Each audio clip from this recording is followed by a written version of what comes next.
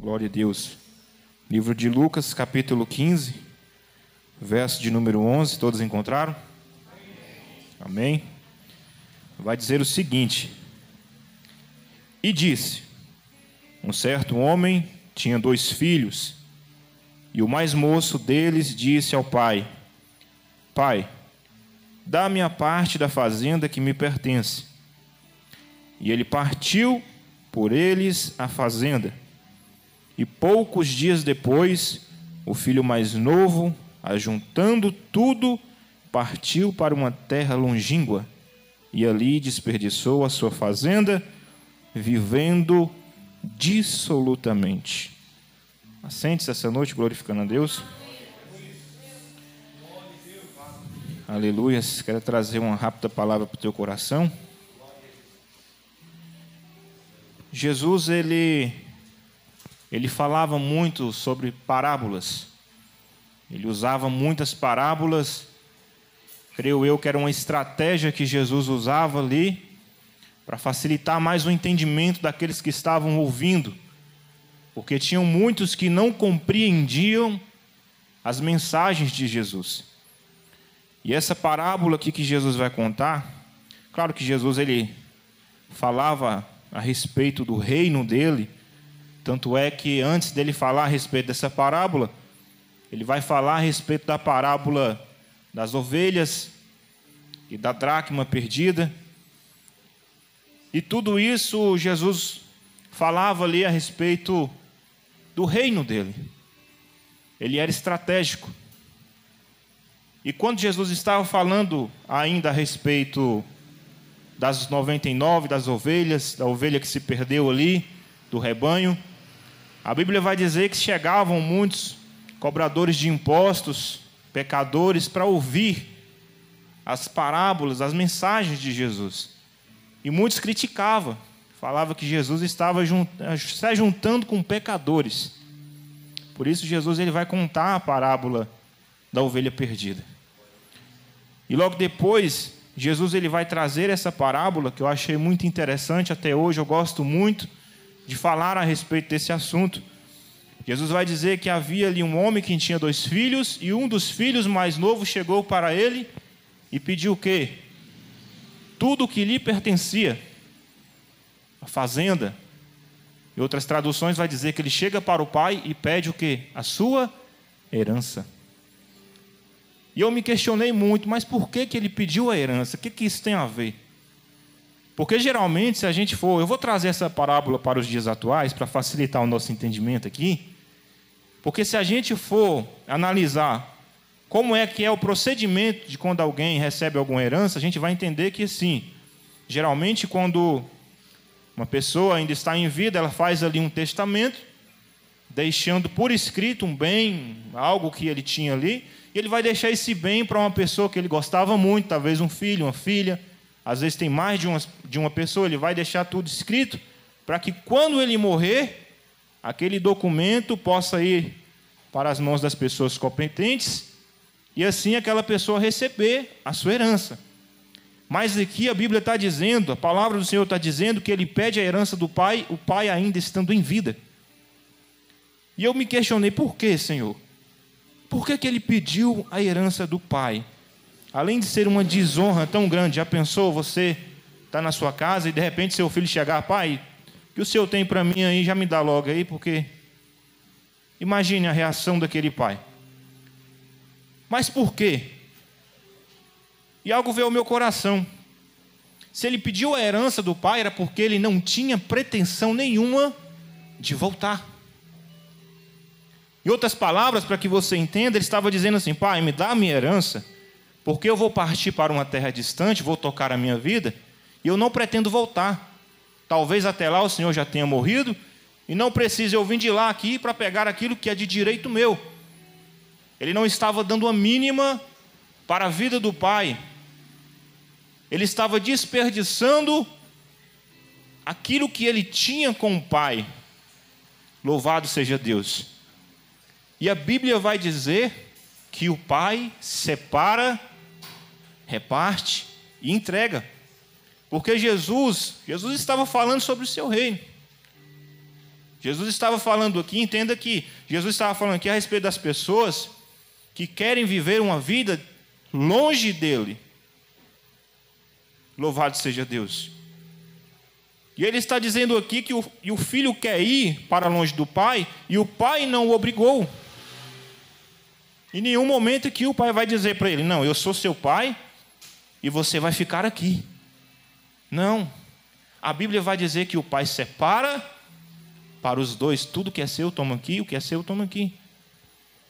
E esse filho mais novo, depois de algum tempo, ele vai partir para uma terra longínqua, ou seja, distante. Louvado seja Deus. E Jesus, meus irmãos, ele nunca vai nos impedir. Entenda uma coisa, Jesus, ele não é invasor das nossas vidas. Ele não vai empatar você de tomar as suas escolhas. Jesus, ele não vai te obrigar a fazer o que você não quer, mas agora eu quero que você entenda. A decisão que você tomar, você vai ter que arcar com as consequências sozinho. Porque enquanto você está com o Pai, aqui tem pão, aqui tem alimento, aqui tem presença, aqui tem unção, aqui tem o que te sustenta. Mas de uma vez que você tomou a decisão do seu coração de partir, a porta está aí. Em nenhum momento Jesus vai nos obrigar a nada, mas Ele também não vai estar conosco lá, porque a palavra diz que o Espírito Santo de Deus não opera onde há bagunça. E ele parte.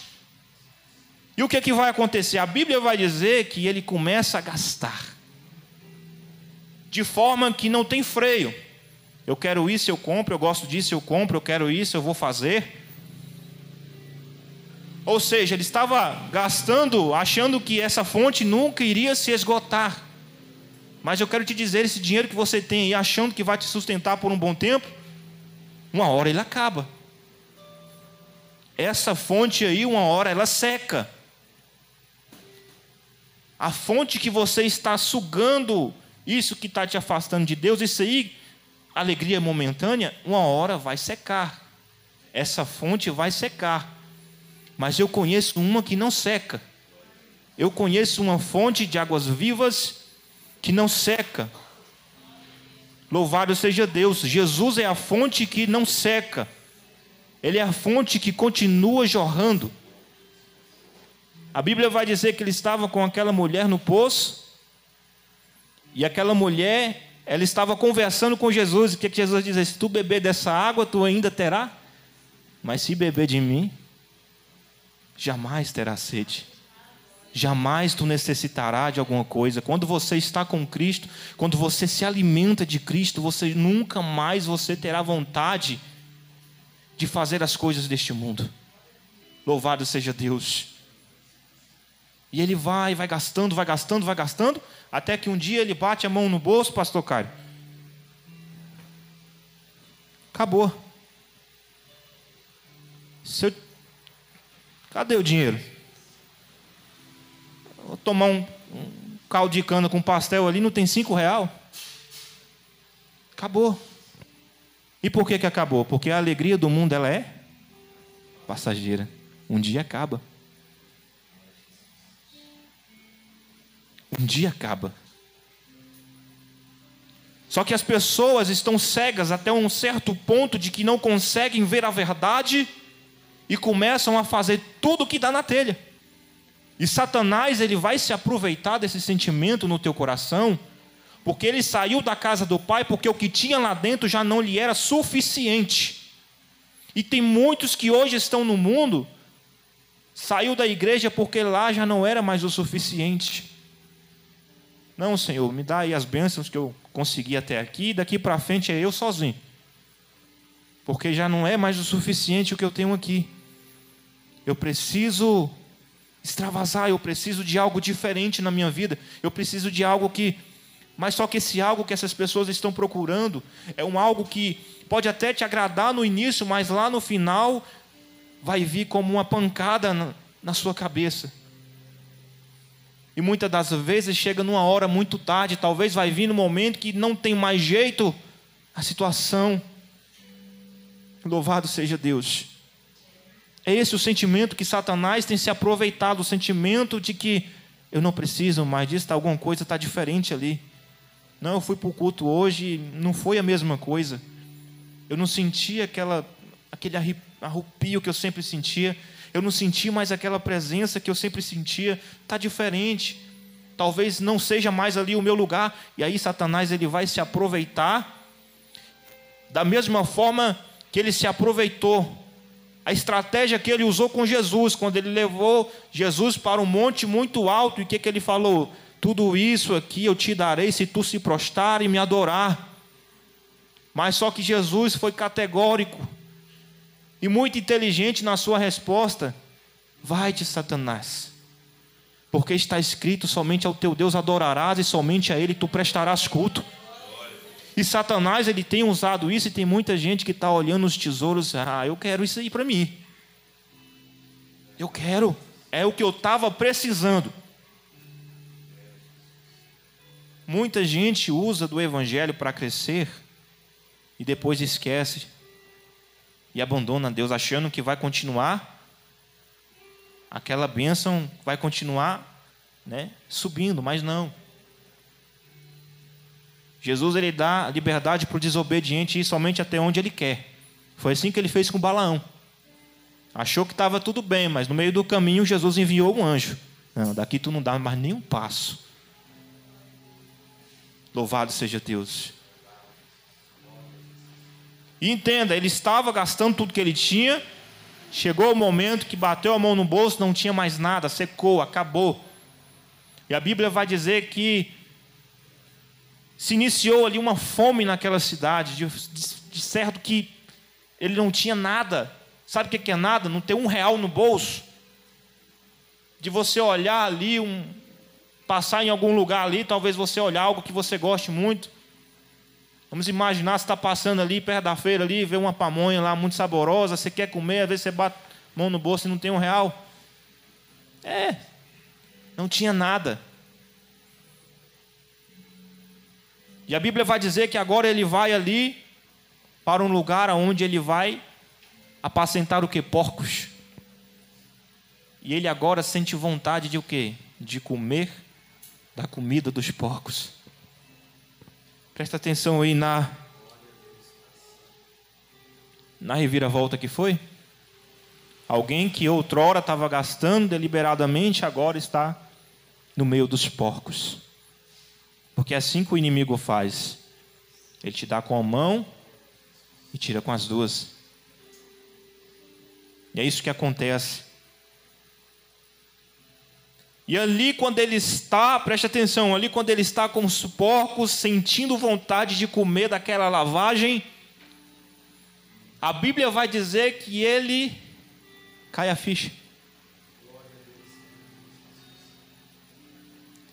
E ele vai dizer o seguinte: epa, calma aí. Na casa de meu pai eu tinha pão. Na casa de meu pai até os empregados têm comida com fartura. Naquele momento ali a ficha dele está caindo. Jesus está fazendo ele lembrar do que ele jogou fora. Ele está lembrando do prato que ele cuspiu. Ele está lembrando que outrora ele tinha uma cama confortável para dormir. Ele está lembrando que outrora ele tinha pão quando ele queria comer, que ele sentia fome. Ele tinha pão. Louvado seja Deus. E agora ele está comendo com os porcos. Muitas das vezes é quando a gente está no extremo que a ficha vai cair. Muitas das vezes é quando a gente está passando pelo sufoco, é que a nossa ficha vai cair. É que a gente vai lembrar do que a gente jogou fora. É que a gente vai lembrar o que eu fiz. Desperdicei aquilo que eu tinha. E agora eu me encontro nessa situação. E talvez eu estou pregando para pessoas aqui, talvez que estejam aqui, estão assistindo a gente através do canal, que talvez você está numa situação agora difícil, que você está se lembrando, talvez se eu tivesse pensado melhor, talvez se eu tivesse ouvido a pregação naquele dia, talvez se eu tivesse escutado os conselhos dos meus pastores, talvez se eu tivesse dado ouvido à palavra de Deus, eu não estaria onde eu estou. Aleluia. E agora você se encontra em uma situação difícil, não é? Você olha para o lado, não tem recurso, para o outro não tem recurso. Louvado seja Deus. Mas ainda há uma esperança. Você precisa se arrepender dos seus maus caminhos, reconhecer que você não é nada sem o Senhor. Porque a Bíblia vai dizer que quando ele lembra daquilo que ele desperdiçou, ele vai dizer: na casa de meu pai tem pão, na casa de meu pai até os empregados levam uma vida boa, irei eu ter com meu pai. Olha o arrependimento crescendo no coração dele. Irei eu ter com meu pai e direi a ele: pequei contra o céu e contra ti, já não sou digno de ser chamado teu filho. Arrependimento. Arrependimento. Ainda há uma esperança para você, basta você reconhecer este Deus como teu Salvador. Basta você entender, você não tem condições de viver longe deste Deus. Talvez o sentimento que está no teu coração aí está fazendo você pensar que você pode. Não, meu irmão, pode ir sem medo, você não vai errar, porque tem muitas pessoas que estão no mundo e estão aí com a vida boa, e estão afastadas de Deus. Essas pessoas logo, logo, o castigo vai vir para elas. Lembra de Asaf? Tem pessoas dentro da casa do Senhor hoje que olha às vezes a vida do ímpio lá fora e está aí, o ímpio tem isso ali. O camarada vai nem para a igreja e está com um Corolla na garagem. É o mesmo sentimento que entrou no coração de Asaf, no Salmo 73. Olhou a vida do ímpio, mas o ímpio está prosperando e eu estou aqui. Está acontecendo isso na vida do ímpio e eu estou aqui. Mas lá na frente ele vai entender. Lá na frente ele vai entender que tudo isso uma hora vai cessar. Porque a alegria do mundo, por mais que seja agradável, ela é passageira. O pecado, por mais que ele seja agradável, ele tem consequências. Não vou te dizer aqui que o pecado é ruim, porque não é. Se fosse, ninguém pecava. O pecado, ele é como uma prisão confortável, você se sente bem ali, e cresce dentro do seu coração um conformismo tão grande, que tem muitos pecando aí, e se você for questionar, eles arrumam uma desculpa para quê? Para poder pecar à vontade. Não, meu irmão, mas... E querem argumentar até na Bíblia. Querem achar desculpa na palavra. Não, mas a palavra fala que eu posso beber, mas não posso me embriagar. Beleza, não pode se embriagar. Mas o que o apóstolo Paulo falou no livro de Coríntios? Tudo aos nossos olhos é lícito, mas nem tudo convém. Você vai aguentar as consequências daquilo que você está desejando no seu coração? Se vai, então cai para dentro. Mas se não for, pensa.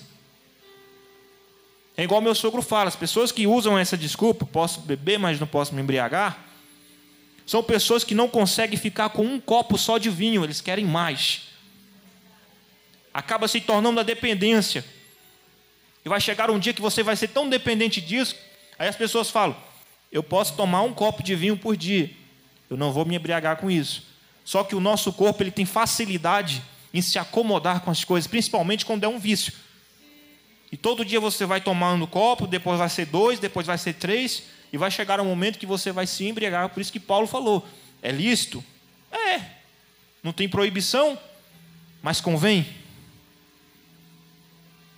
Cabe a você botar na balança. Convém ou não? Louvado seja Deus. Então é isso. Tem pessoas que estão aí pecando, achando que tudo vai continuar, mas não vai. Vai chegar um momento em que isso vai cessar, em que a fonte que alimenta o teu pecado vai cessar. Aleluias. Vai acabar. Louvado seja Deus. E torça para que não seja naquele grande dia. Louvado seja o nome do Senhor. E ele cai a ficha e volta. E no coração dele, o arrependimento já tinha nascido, já estava fervendo. Sabe aquele primeiro amor? Me arrependi, Senhor. Sei que fiz algo de errado, mas eu me arrependo. E ele já tinha até ensaiado um discurso do que ele diria ao pai. E a Bíblia vai dizer que antes mesmo dele chegar, o pai já havia o avistado de longe. O pai já estava esperando por ele. Agora preste atenção. Diz que quando ele chega, ele já chega falando: Pai, pequei contra o céu e pequei contra ti, e não sou digno nem de ser chamado teu filho. E ele vai pedir para que o pai coloque ele como um dos seus empregados. E a Bíblia vai dizer que aquele pai, ele abraça o seu filho. E sabe o que ele vai dizer? Tragam-me a melhor túnica e vistam meu filho. Coloque um anel em seu dedo, sandália nos seus pés e mate um bezerro cevado, porque este é o meu filho que estava perdido e foi encontrado. E sabe o porquê disso? Porque haverá mais alegria no céu pela vida de um pecador que se arrepende do que por 99 justos que não precisam se arrepender. Jesus está dizendo: está difícil, está no pecado, a tribulação está grande, não consegue sair, ainda há uma esperança para você. Ainda há uma esperança. Jesus era aquele que não fazia acepção de pessoas. Jesus, ele não olhava se era A ou se era B. Da mesma forma foi como ele deixou para nós: pregai o evangelho a toda criatura. Não é para fulano nem para Beltrano, é a toda criatura. Ele não fazia acepção de pessoas. E tem gente ainda que está com essa ideia na cabeça de: eu não posso voltar porque todo mundo vai me julgar. Eu não posso fazer isso porque Jesus está te chamando hoje. Jesus está de braços abertos para você.